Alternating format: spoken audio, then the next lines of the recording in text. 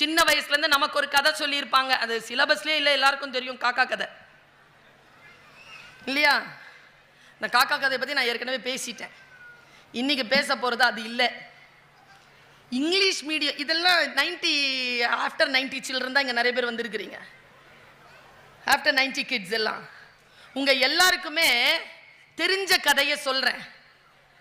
எப்போவுமே என்ன பண்ணுங்கன்னா, lateral thinking, analytical thinking, critical thinking, இந்த மூணுத்துக்குள்ள போங்க.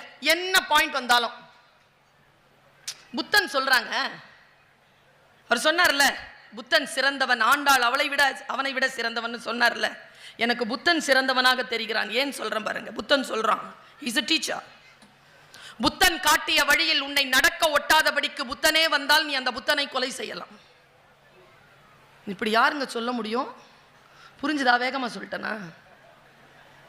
புத்தன் காட்டிய வழியில் நீங்கள் நடக்க ஒட்டாதபடிக்கு புத்தனே வந்து நின்று தடை செய்தால் நீங்கள் அந்த புத்தனையே கொலை செய்யலாம்.